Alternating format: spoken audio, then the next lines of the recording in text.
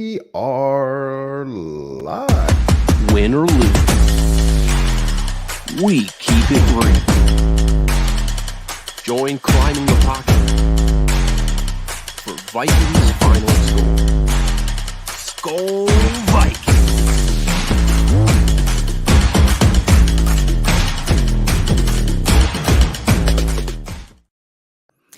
Let's go.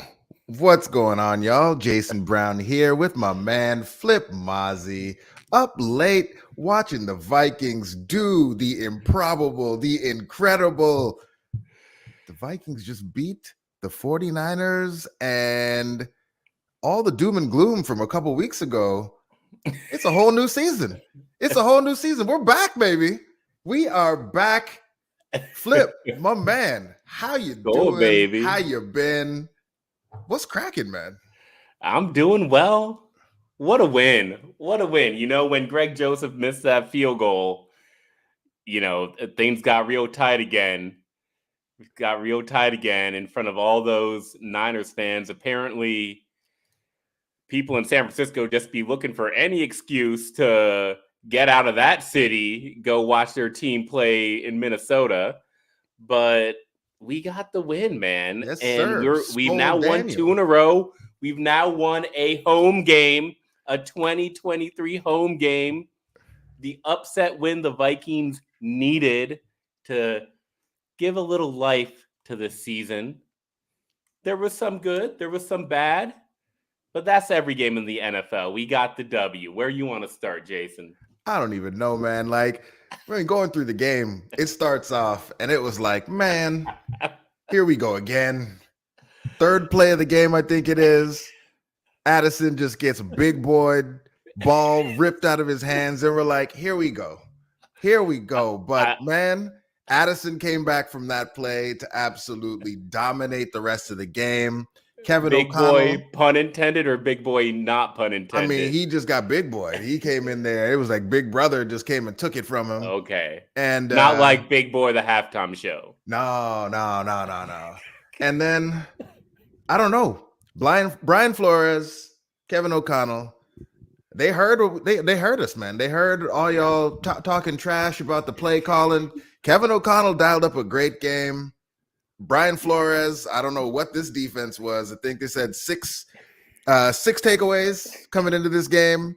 3 takeaways against arguably the best team in the NFC. Brock Purdy turned back into a pumpkin. Kirk Cousins balled his ass off.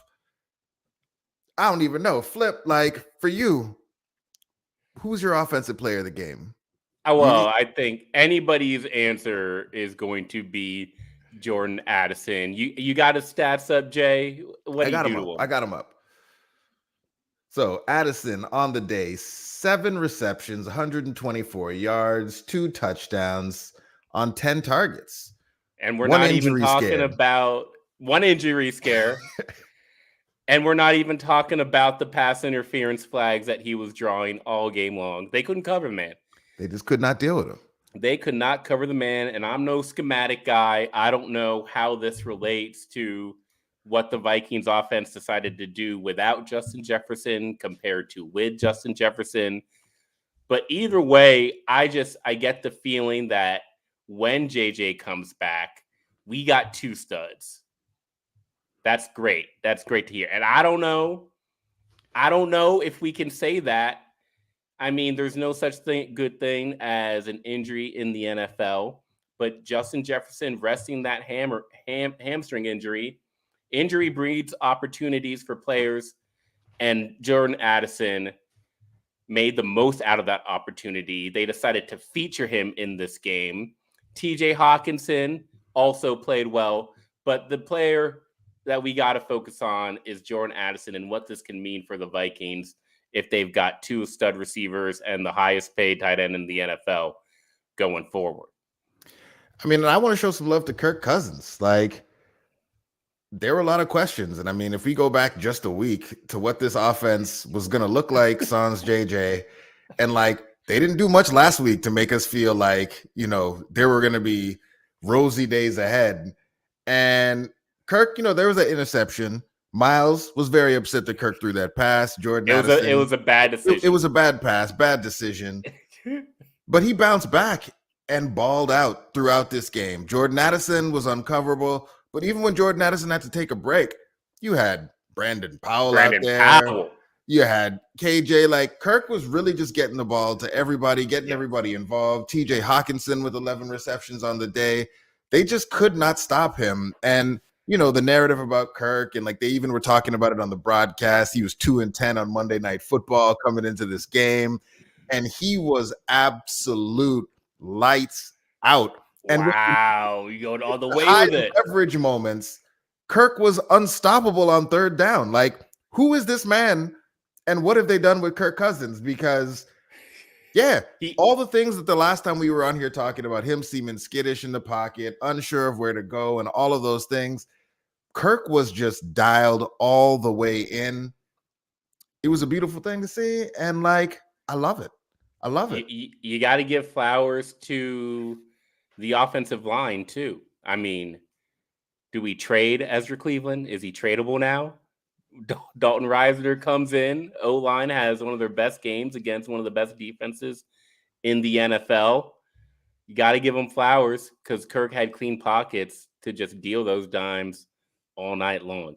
Now, you know, there were some things on offense that we can get into, but we're still talking positive. So I'll just keep on marinating on the win. Just give me a little sprinkle. Like, what was it that you saw out there that maybe you'd want to see a little bit different? Because, like, I don't know. I came away from this like, they kept the ball away from San Francisco. They converted. I think they were over 70% on third down today. Like, they almost played a complete. I mean, they almost played a clean game. I think it was still a complete game. I think, even though it wasn't clean, it was a complete game. We'll call it a nitpick. But run game improved. Nitpick number one. Madison. There's still way too much Alex Madison in this thing, bro. There's still too much. And you see Cam Akers out there, you see Ty Chandler out there, and you're just like, all of a sudden your eyes just can't keep up because they've been stuck in slow motion watching number two back there for so long. And then you get down to the goal line where maybe you don't need that pop, you don't need that speed. And the Vikings, I mean, they still cannot get a yard in the red zone when they need it. That red zone offense is probably nitpick number two because that game was a lot closer than it needed to be. It's true. You know, it's true. Tough red zone offense combined with the kicker, who we will not name because he don't deserve to be on the show for how he played. Overall good. I give an A- going against a tough defense. Hey, we will take an A-. If anyone coming into the season said that after the 49ers game, with the way that team is on defense, we were going to be saying A-, I think we would all take it. We would all take it, especially no Justin Jefferson, A- for the offense on a day.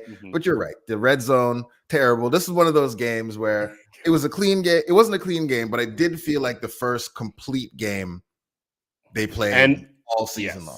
Most complete game and cleanest game they've played all season long.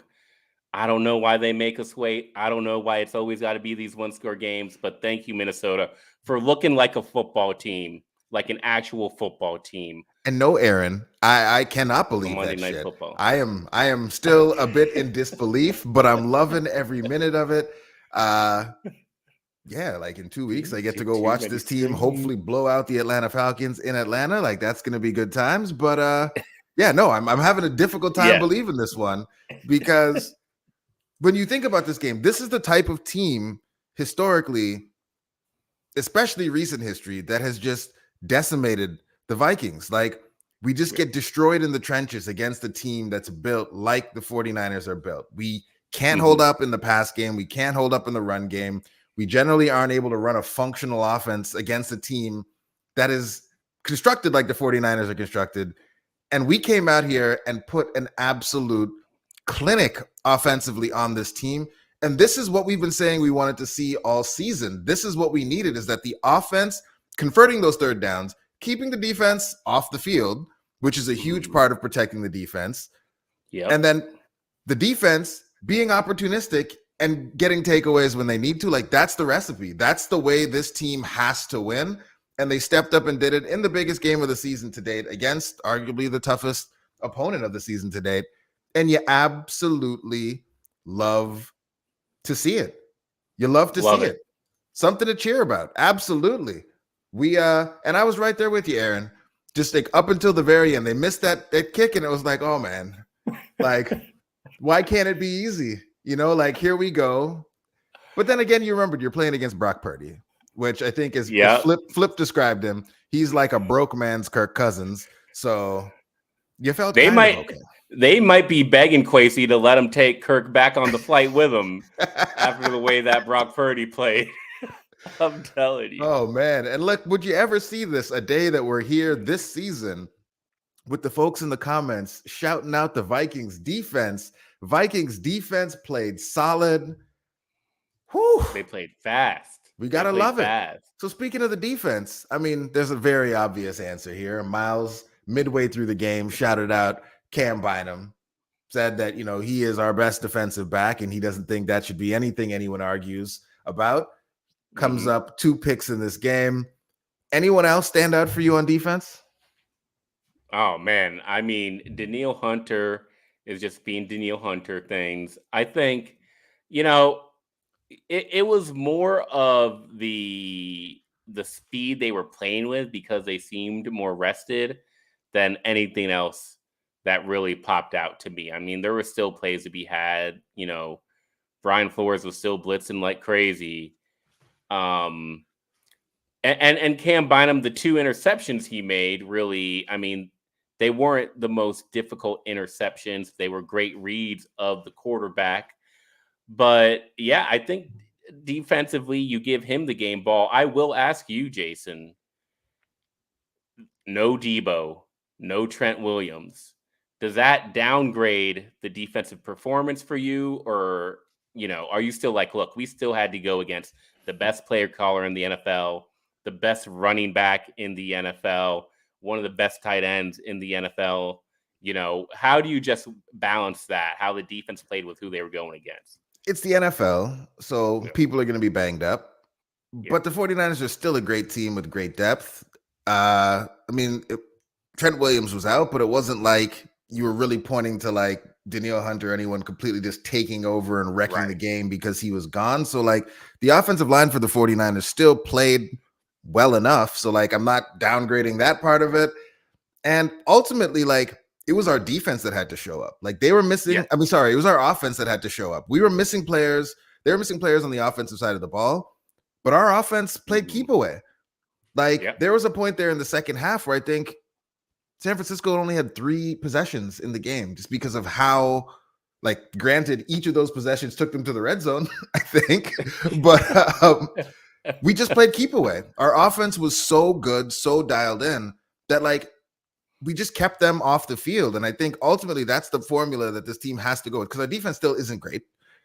They were opportunistic tonight, but the defense isn't great and isn't going to hold up if they have to go out there after a bunch of 3 and outs. It's just not going to happen. And today is what we needed to see. It's what we've wanted to see from Kirk, from Kevin O'Connell all season long, which is, you know, let's not get too cute. Let's call the plays that are working. Let's do some clear. And like, they just seem to have an answer. Like they were a step ahead. It felt like San Francisco blitzes. We drop a screen in right behind the blitz. San Francisco runs man. We had a man beater called. They run zone. We send Brandon Powell to clear out the zone, and then TJ Hawkinson follows them into the vacated space. Like we just seem to be a step ahead of them all night long. And that is absolutely what I think we need to see. So no, like I think it wasn't a fluky win. Like Kirk Cousins played lights out football today, and the offense was humming.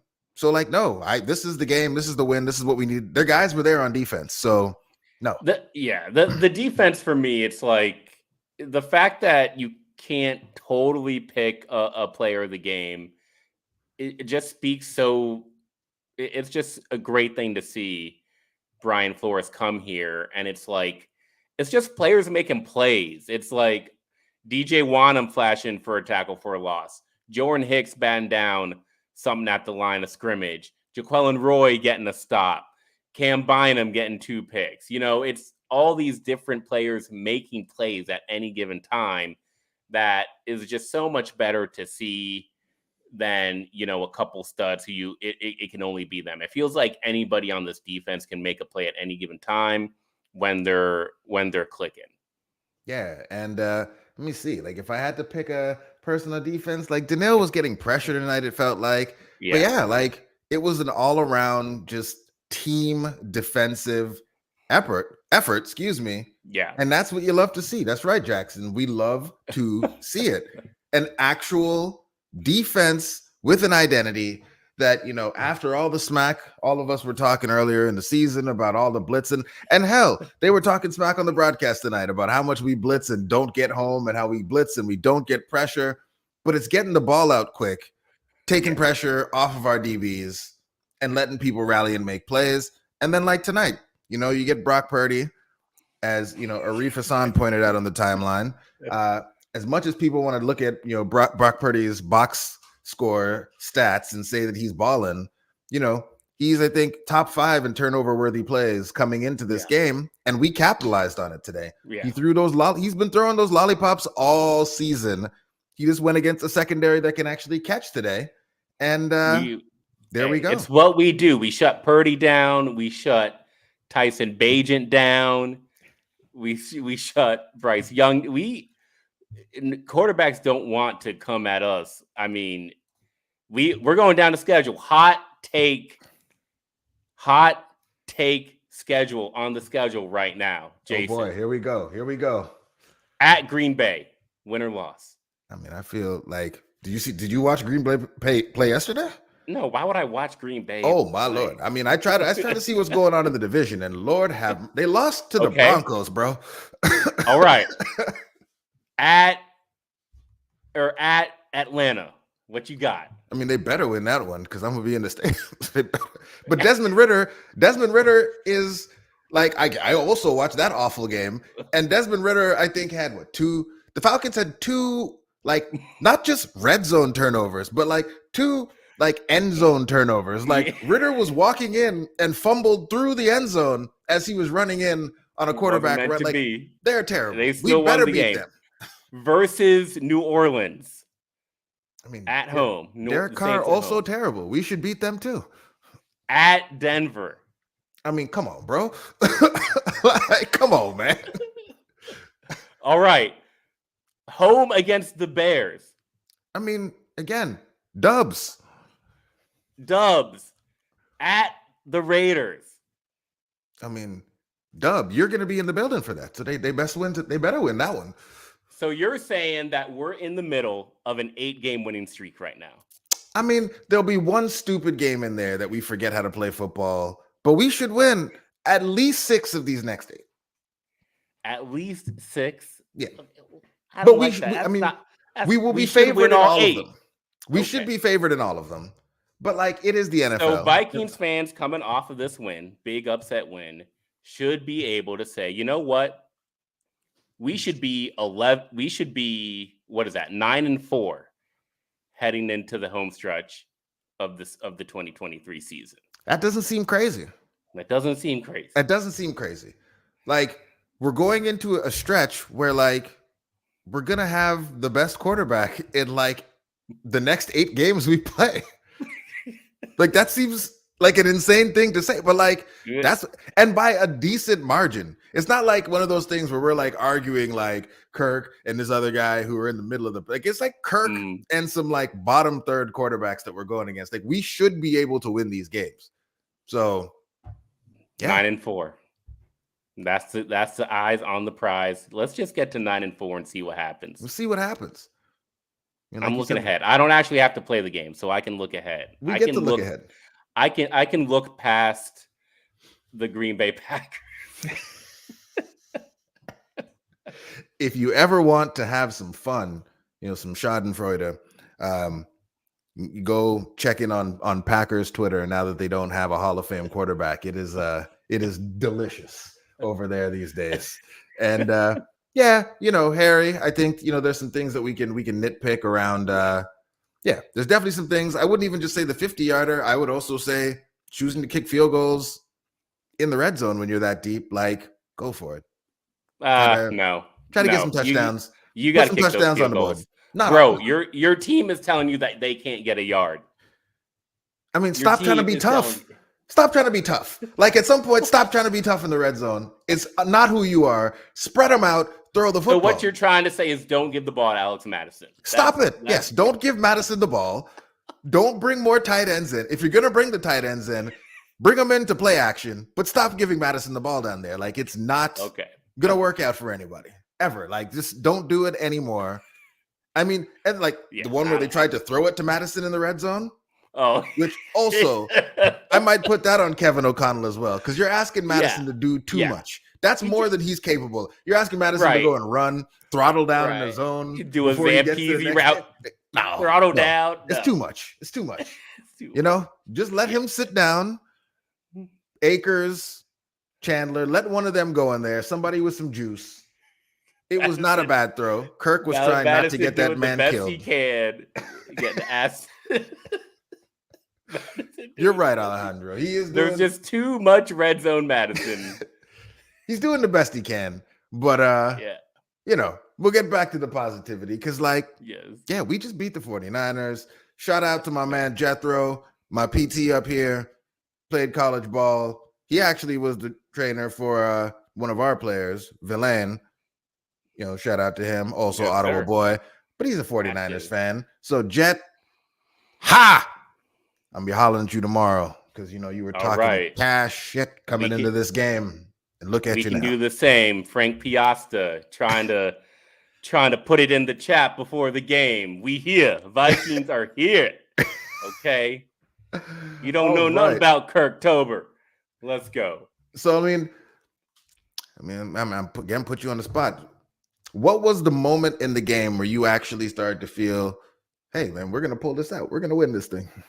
So, you know, probably when Cam Bynum intercepted that second pass, I don't think a Vikings fan of my age or of your age is going to put anything past them. Okay. During our win streak, I was watching with some family, and, you know, I sang the fight song after a touchdown. Next drive, the Vikings get ready to go down to the red zone. And they start getting their cameras ready so they can put it up on social media. I was like, you haven't watched enough. You have not watched enough Vikings football. Okay. I know it's first down on the 5-yard line, but you have not watched enough Vikings football to be getting your cameras ready. You have not suffered enough. No. You will learn. You will learn. So it was that Cam Bynum, the second interception, not even the first. That's when I felt good about it. But, you know, the best part of the game, like, yes, we won. Yes, we can take things to the next level this season if we put together a win streak here. But the best part of this game goes back to the beginning where we're talking about. Stefan knows. Yeah, exactly. Yeah, he knows. Oberlander knows. The best part of this game goes back to the Jordan Addison. Just watching him take over a game, win or lose, amazing thing to see because that's something you can count on.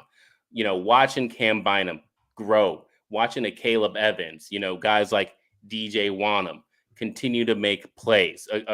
Christian Darrison, Brian O'Neill, just having a great day protecting Kirk Cousins. Watching Dalton Reisner, you know, not hearing his name a single time in his first start in purple. Those are the things that say, hey, okay, this team, the players are improving. We're developing in the right direction. We've got great coaching on both sides of the ball, and that's going to give us a chance against any team, any week. And just one thing that I just, you know, Luke Brown pointed it out at the end of the first half, but that pass to Jordan Addison, if he gets tackled, the half is over. Yeah. Like, we have no timeouts. And it was underthrow pass down the middle of the field, and somehow that turns into a touchdown. It don't make no sense. That's when I started to feel like, oh wow, like there's actually a chance. But then the Vikings fan in me was like, don't get too up. I'm sitting here watching, just like, is it our? Like, they're missing kicks. Christian McCaffrey's fumbling. Jordan Addison is bailing Kirk out and sprinting. Like, this is our time. But we still had to take all of those things where the universe was conspiring to have us win this game, and still barely squeak out a victory from it. It was very Buffalo Billsy, like the Buffalo Bills game last year. It had a lot of moments like that, and we will take everyone because it's exciting football. And we gonna get wins. These teams, they tend to underrate teams like the Vikings. They tend to underrate Kirk Cousins. This is what happens. We're gonna play you all 4 quarters. Well, maybe the last 3 quarters, but we're gonna play the last 3. I mean, you see McCaffrey, he got his jump started today. They're like, we got to score a touchdown in the first quarter. Like, just streaks, bad luck, all these things being broken down. And